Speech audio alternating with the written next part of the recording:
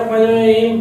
तमाम व्यूअर्स को अस्सलाम वालेकुम। मैं आपका होस्ट मोहम्मद अनस और हमारे साथ हैं आपके टीचर मोहम्मद असलम। अस्सलाम वालेकुम व रहमतुल्लाहि व बरकातुहू। उम्मीद करता हूँ कि आपने सैटरडे संडे खूब जमकर प्रैक्टिस करी होगी शॉर्ट हैंड की। जितना भी काम आप लोगों को दिया गया था एक्सरसाइज की सूरत के अंदर, वो आपने यकीनन उसकी अच्छी प्रैक्टिस की होगी, समझ में आ गया होगा। और अगर इन केस अगर किसी को भी किसी चीज में अभी भी कोई प्रॉब्लम है पिछले लेसन के अंदर, चैप्टर्स के अंदर, तो आप हमें कमेंट सेक्शन के अंदर लाजमी पूछ सकते हैं। आप हमसे सवाल जवाब करें, उसका हम आपको लाजमी जवाब देंगे। तो सर आज पापा आज क्या पढ़ेंगे? हम चैप्टर 3 पढ़ेंगे। उस चैप्टर 3 के अंदर हम पढ़ेंगे हॉरिजॉन्टल या फॉरवर्ड कॉन्सोनेंट्स। आसान कॉन्सोनेंट्स हैं, ज़्यादा मुश्किल कॉन्सोनेंट्स नहीं है। ये लाइन की सिम से लिखे जाने वाले कॉन्सोनेंट्स जो मैं क्या अभी बोर्ड पर लिखकर बताऊंगा स्टूडेंट को। तो ये हॉरिजॉन्टल कॉन्सोनेंट्स हैं, आसान कॉन्सोनेंट्स हैं, और ये एक ग्रुप है। ये ग्रुप आज के बाद कोई कॉन्सोनेंट ग्रुप की सूरत में नहीं आएगा। आगे जाके एक कॉन्सोनेंट आर और आपको जो है वो कॉन्सोनेंट बताइए, एक आर बताया जाएगा और एक एच कॉन्सोनेंट आपको बताया जाएगा। इसको हम हे कॉन्सोनेंट भी कहते हैं। एच को हे कॉन्सोनेंट क्यों कहते हैं? इसलिए कि एच जहाँ लिखा होता है वहाँ उर्दू में हे होता है, तो हम इसे हे कॉन्सोनेंट भी कहते हैं और इसे एच कॉन्सोनेंट भी कहते हैं। ये आपको बताने वाला हूँ। तो इंशाल्लाह हॉरिजॉन्टल कॉन्सोनेंट्स पढ़ेंगे, शॉर्ट फॉर्म्स पढ़ेंगे, और इन्हीं कॉन्सोनेंट के ऊपर सेकंड प्लेस की तो हमने 4 वॉवेल पढ़े हैं, heavy dot, light dot, heavy dash और लाइट डैश। उनकी सेटिंग इसके ऊपर देख लेंगे। तो इसका मतलब है कि ये आहिस्ता आहिस्ता भी ये ABCD कह सकते हैं इसको, ये खत्म हो जाएगी शॉर्ट हैंड की। कॉन्सोनेंट ये आखिरी ग्रुप है हमारे पास कॉन्सोनेंट्स का। इसके बाद कोई भी हमारे पास ग्रुप की सूरत के अंदर कॉन्सोनेंट नहीं आएगा। चलते हैं फिर आज चैप्टर 3 की जानिब, लेसन की जानिब। देखते हैं सर क्या आज पढ़ाते हैं, मजीद आज आप लोगों को क्या सबक मिलता है। अच्छे से समझें, भरपूर तरीके से समझें। समझ में नहीं आए तो बार बार आप पीछे करके वीडियो को लाजमी उसे देखें और समझें। असल मसला ये है कि आपका पॉइंट क्लियर होना चाहिए। अगर आपका पॉइंट क्लियर नहीं होगा तो ये फिर समझ में नहीं आएगा। अगर कोई चीज बीच में से रह गई तो लिहाजा यही रिक्वेस्ट है कि वीडियो को पूरा देखें, कोई चीज छूट ना जाए आप लोगों से। और अगर फिर भी कोई प्रॉब्लम होती है, अगर आपके समझ में नहीं आती या कोई भी कंफ्यूजन है आपके माइंड में, तो आप हमें कमेंट सेक्शन में जरूर पूछें। हम उसका जवाब देंगे आपको, भरपूर तरीके से आपको मजीद एक्सप्लेन करने की कोशिश करेंगे ताकि आपका वो विजन क्लियर हो जाए, आपका वो पॉइंट क्लियर हो जाए। चलते हैं हम व्हाइट बोर्ड की जानिब। तो स्टूडेंट आज मैं आपको पढ़ाऊंगा चैप्टर 3, और चैप्टर 3 के अंदर हमारे पास ग्रुप है कॉन्सोनेंट का। ये कॉन्सोनेंट हॉरिजॉन्टल या फॉरवर्ड कॉन्सोनेंट्स कहलाते हैं। फॉरवर्ड या हॉरिजॉन्टल कॉन्सोनेंट्स वो कॉन्सोनेंट है जो लाइन की जानिब चलेंगे, यानी लाइन की सिमत में चलेंगे। जिस तरह लाइन लगी हुई है, इस लाइन की सिमत में चलेंगे।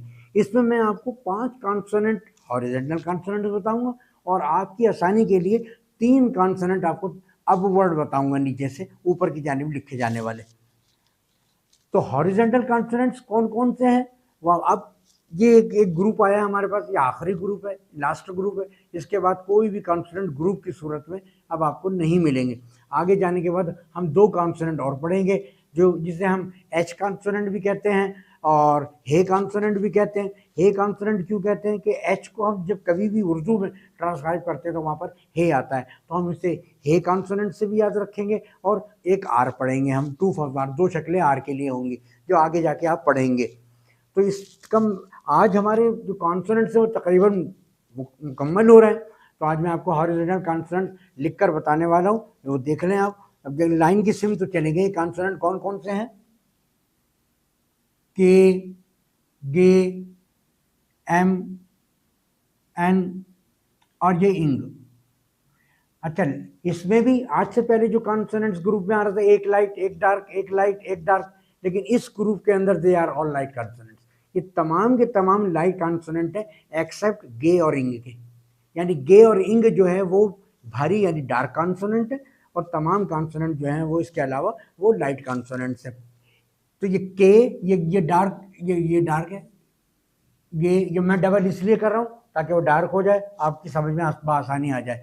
के गे, ये एम, ये एन, ये डार्क है। के, गे, एम, एन, इंग, इंग डार्क है।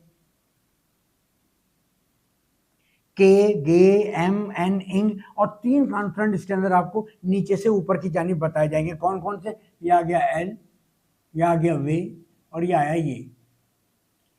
के, गे, एम, एन, इंग, एल, वे, ये। के, गे, एम, एन, इंग, एल, वे, ये। के, गे, एम, एन, इंग, एल, वे, ये लाइट कॉन्सोनेंट है एन।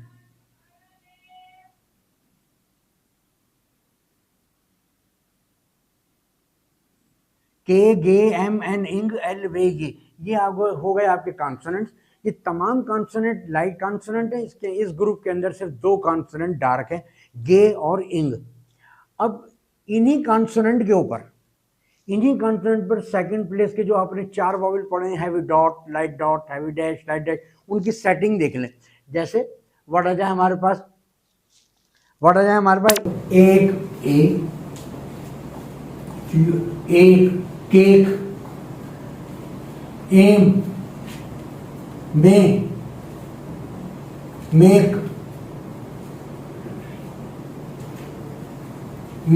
देखिए सबके अंदर हमारे पास सेकंड प्लेस के मुख्तलिफ वॉवेल आ रहे हैं। ए लाइट वो लिख लें, क्या कहते हैं, लाइट डॉट वॉवेल ले लें, क्या लाइट डैश ले लें कि ये पहले लिखे केम, गेम।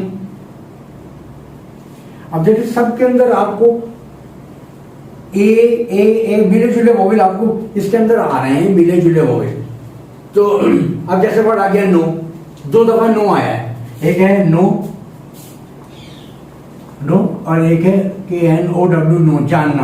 अब ये लेटर के सेंस से आपको अंदाजा होगा कि अगर कहीं लेटर में इनकार का जिक्र हो रहा होगा, इनकार की बात होगी, तो आप ये वाला नो इस्तेमाल करेंगे, और कहीं अगर नो की बात करेंगे तो यानी जानने की बात करेंगे, तो पर्सनली नो टू मी, तो ये वाला नो इस्तेमाल आप करेंगे। तो ये लेटर के सेंस से आपको अंदाजा हो जाएगा कि आप कौन सा नो इस्तेमाल करेंगे दोनों की शॉर्टों में। अब हम चलते हैं इसके अंदर, देखिए वर्ड आ गया हमारे पास एक, इसके अंदर आपको वॉवेल है सेकंड प्लेस का हैवी डॉट, और कॉन्सोनेंट कौन सा आ रहा है? के।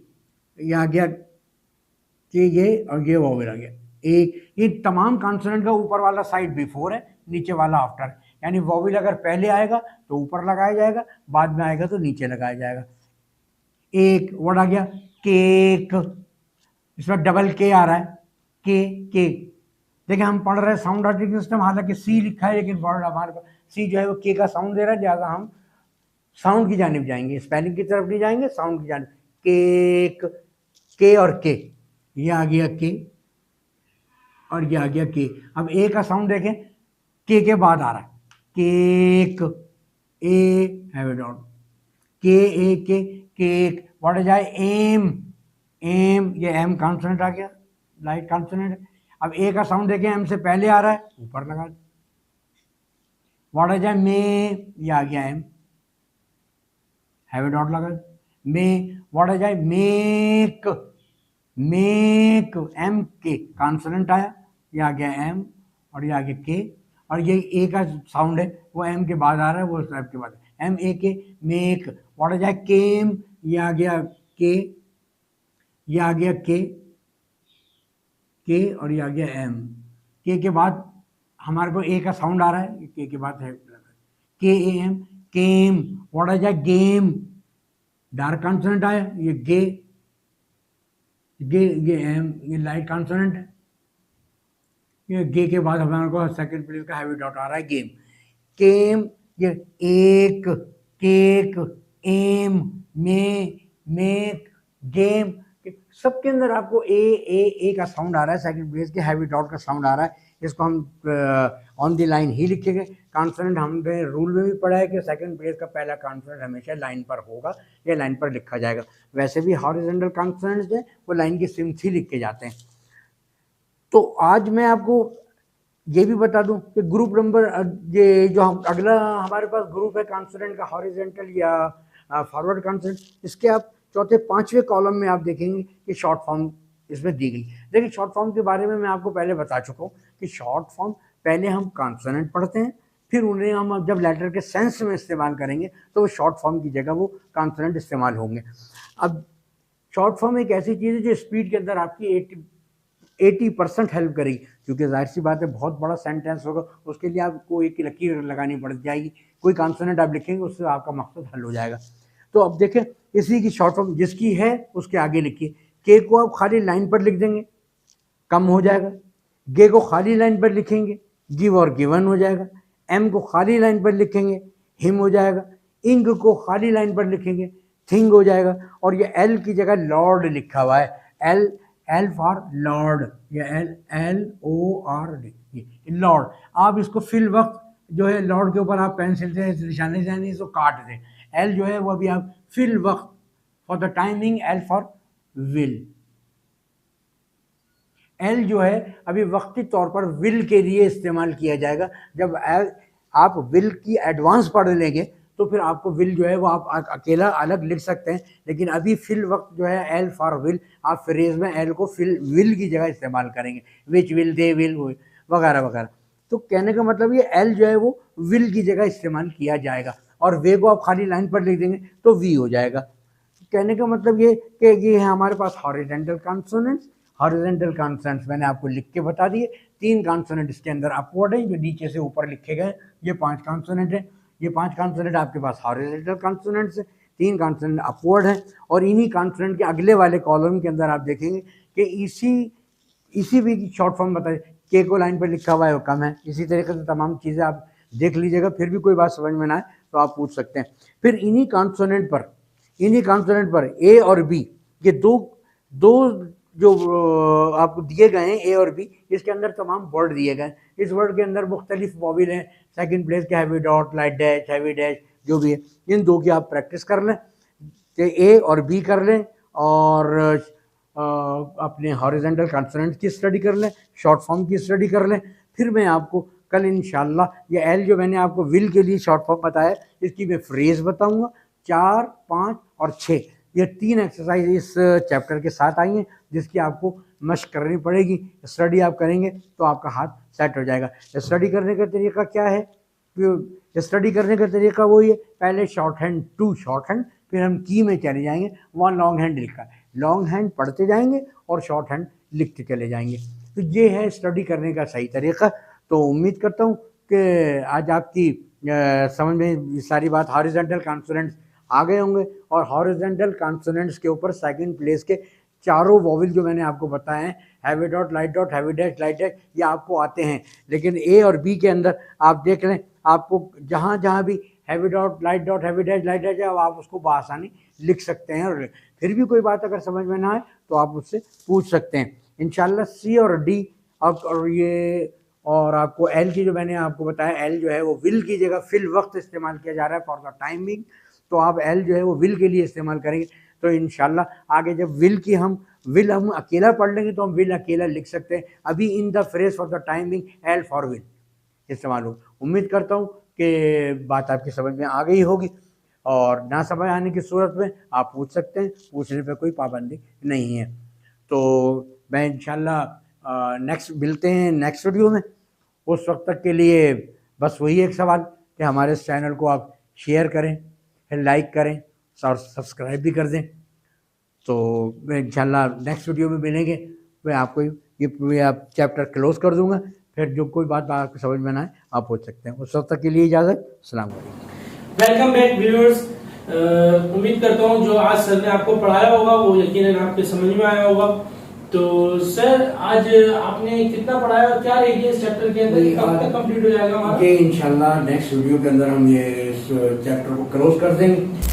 इसमें एक्सरसाइज भी हैं, एक्सरसाइज की मशक करनी पड़ेगी, और मैं इसके अंदर आपको फ्रेजेस भी बताऊंगा जिसके अंदर वो एल जो है वो एल एक अकेला एक एल दिया है, एल आप विल की जगह इस्तेमाल करेंगे, उसका तरीकाकार मैं आपको बताऊंगा।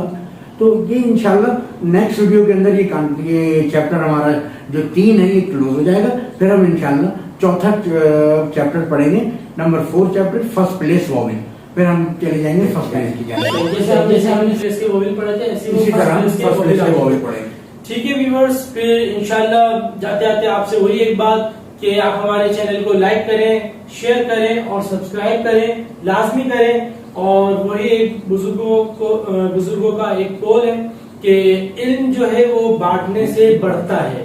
तो आप लाजमी इस एजुकेशनल वीडियो को आप ज्यादा से ज्यादा शेयर करें, तो आप भी इल्म बांटें, आपका भी इल्म बढ़ेगा, हमारा भी बढ़ेगा। अगर आप कुछ हमें सिखाना चाहते हैं या हमसे कोई गलती या मिस्टेक है तो आप हमें लाजमी कमेंट सेक्शन के अंदर आप हमें उस चीज को हाईलाइट करें।